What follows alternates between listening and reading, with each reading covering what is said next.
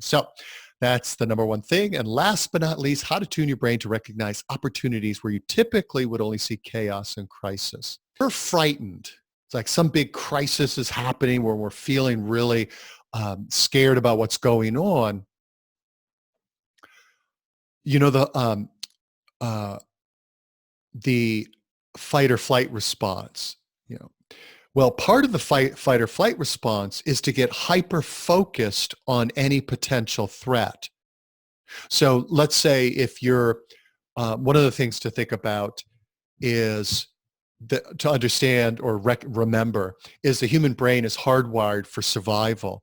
And it was hardwired for a long time ago, caveman, cavewoman days. It wasn't hardwired or for today's world.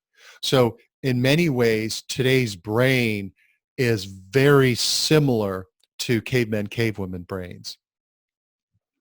And so it makes sense if you're walking around enjoying the sunny day and the birds, and then you hear a sound that sounds like a jaguar coughing or a lion chuffing or whatever, you don't want to be thinking about the birds. You want to be hyper focused on that sound. Well, that's really great, except the problem is in today's world, if we're only focused on the problem, we're not seeing potential solutions and we're not seeing opportunities. So quick backstory, Napoleon Hill, every negative event contains within it the seed of an equal or greater benefit. Napoleon Hill in the early part of the 20th century interviewed some of the most accomplished people of his time, people like Henry Ford, Alexander Graham Bell, Thomas Edison, etc. And one of the things that he noticed in his interviews was that very accomplished, successful people thought very differently than, quote, regular people. Whereas the average person, when there would be some major crisis in their life, they would focus on the crisis, the problem. Whereas the super accomplished and successful people, they realized as they looked at their life that their greatest opportunities came at the time of their biggest challenges. I remember somebody describing it as opportunity came cloaked in the sly disguise of a problem. And whereas a, quote, regular person or average person was freaking out over the problem, the super successful person was like on the lookout for what's the opportunity here? Because I know in every problem, there's opportunity. And so here's the thing, back to how the human brain is hardwired, that if you think of the human brain as like a radio, a tuner on a radio, there's all kinds of radio stations that we could tune into. So like we could tune into the crisis station. We can tune into all the people who done me wrong station. We can tune into all the mistakes I've made station. We can tune into all the possible great things that could happen if I take this next step station, etc. So we can focus our brain or tune into any station we want. It takes practice and discipline. So whenever we're faced with a crisis, we could focus on the crisis, tune into the crisis station, or we could tune into the hidden opportunity and gifts that are present in any crisis station. So I want to share with you a story again. I like to use stories as a way to both hopefully make the idea impact at a deeper level, and stories make ideas more memorable. So here's a story. Years ago, it's a hot summer or late summer day. It's actually Indian summer. It's in September. And I'm power walking down this country road. And I can't run. I have a knee injury, but I want to get some kind of cardio going. So I'm walking as fast as I can. Unfortunately, though, so again, this is Indian summer. At the end of the summer, you'll, at least, well, depending on where in the world you are, in New England, we have these little caterpillars that we call woolly bears growing up, and they're all over the road enjoying the warmth of the hot sun. And so as I'm walking along, I'm feeling bad for the woolly bears because they're going to get smushed anytime a car or truck goes by. But I didn't want to stop every like 10 feet and like, here, little woolly bear, and like shepherd them off to the side of the road. So what do? Is I take off my tank top, and then I'm like whoosh, whoosh, whoosh, whoosh, whoosh, whoosh as I'm walking down the road, except imagine this hand is like down on the road, and I'm like a big woolly bear windshield wiper whooshing them off the road. So that way I still get my exercise, but also I'm saving the little woolly bears. Now, since I've been fascinated by storytelling for over 30 years now as a communication device, I'm always thinking about everything in life as a potential story and as a metaphor for something in life. And so as this is happening, I'm thinking, this is interesting. There's a lesson here. And because here's what I mean by this is interesting. I'm thinking, it's interesting. I'm saving the woolly bears' lives. So from my perspective, I'm doing a good thing. But think about it from the woolly bear's perspective. Like one minute you're lying on the road, life is good, you're catching some rays, you're all warm and cozy. And then the next minute you're like, what the? You're getting punted off into the weeds. And I thought, isn't this interesting? This is really like human life, a human experience.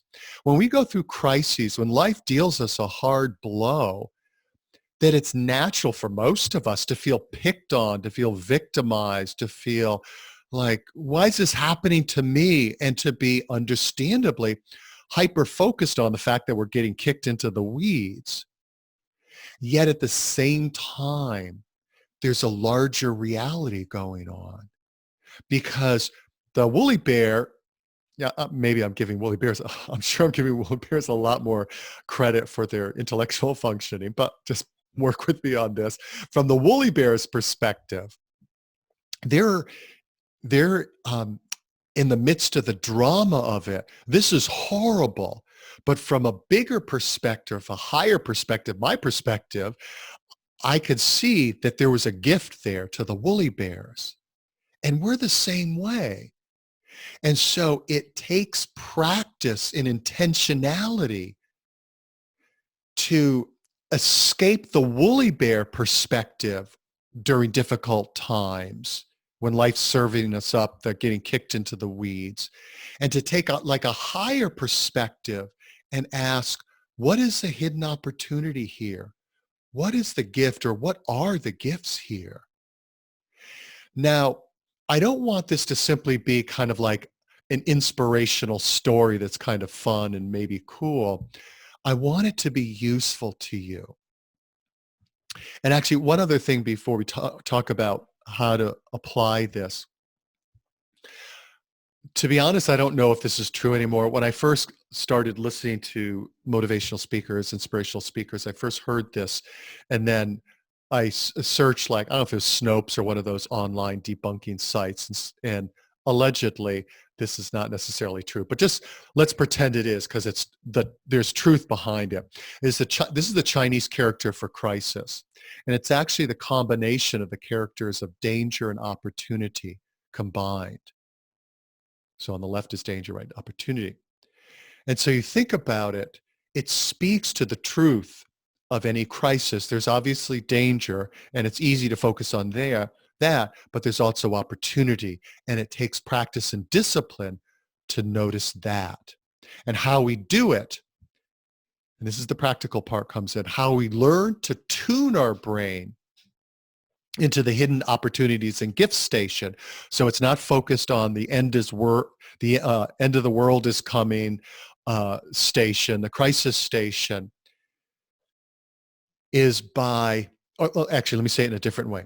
If we tune our brain to tune into the hidden opportunity and gift station, it begins to naturally look for the gift and opportunity in any crisis. And the way we do that, so here's the next steps to the practical part. How we do that is to reflect on your own experiences where it seemed like nothing but a disaster, but then looking back, you see the opportunities and gifts the situation made possible. So like I mentioned before, like maybe you got fired, you got downsized, maybe a relationship that you didn't want to end ended, and now you see that it opened the door for an infinitely better relationship, whatever it is. And now through the gift of time, you can look back and see those opportunities, the doors that opened because of that and the gifts. Okay. So I really encourage you to do that and even jot them down. And then because you've got that proof from your own experience, it isn't just some other person saying, hey, here's an idea that you can work with. You've got it from your own personal life experience of what felt like disaster at the time really had opened the door for opportunities. It was a gift.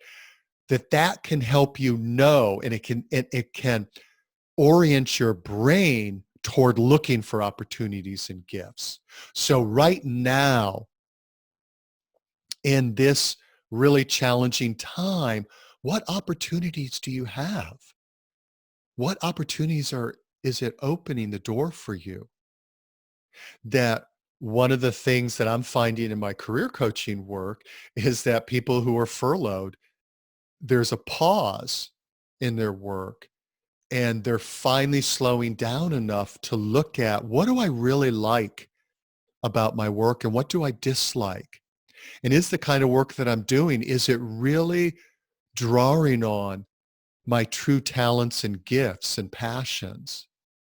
But if when they were on the treadmill or grinding it out every day, they didn't have time or find time to do this.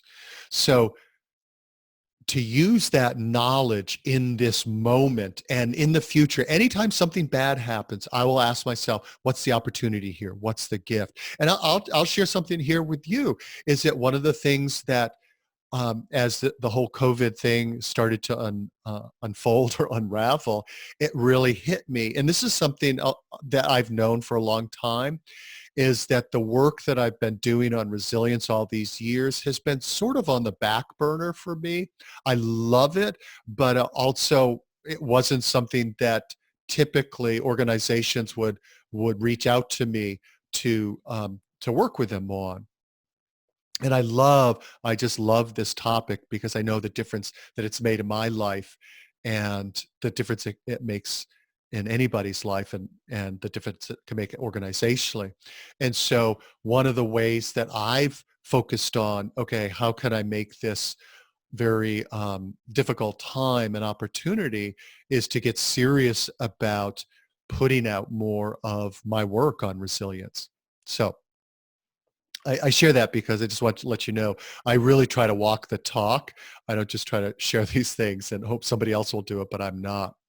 And so you're welcome to share the webinar, as I mentioned, with your team, and then maybe share these stories with them. You don't have to share the webinar for them to hear the stories. You can do your own version of the stories, but to give them an example of of opportunities in situations that are challenging.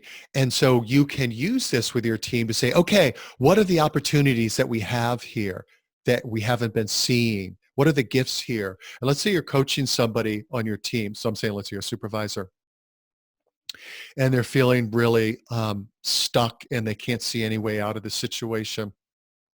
And it seems all doom and gloom. Remember the mind-body connection. Because they're feeling all beleaguered and overwhelmed and helpless, they can't see possibility. Their perception is affected. By asking them to think about times that now looking back, they see there were um, the gifts and opportunities in them, that helps them shift their emotional state. And it also breaks free of the limiting beliefs of, there's nothing good about this. There's no opportunities. Don't be talking about that stuff right now. And it's like, okay, that is true. That is what happens. What might be present here? And so it helps a person get into more that curiosity mode versus overwhelmed and despondent and dispirited mode. So that's Number 3, how to tune your brain.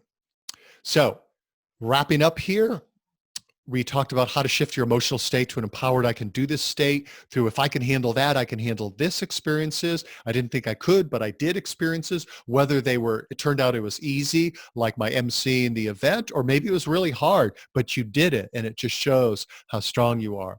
Use these, sharing these stories with your team and in coaching sessions. And also remember, power-ups also shift our emotional state.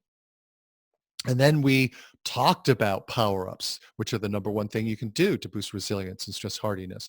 So identifying the ones that work for you, be intentional about using them throughout the day, and especially if your energy or mood is low, and recognize that engaging in power-up, so it's a funny movie, an inspiring movie, getting up and dancing, whatever it is, it's not an indulgence, it's a necessity, it's smart. It's using what we know about the mind-body connection to be a peak performer, or what Tony Schwartz calls, and Dr. James Lair, a corporate athlete. You don't have to say corporate. I think of it as a knowledge worker athlete.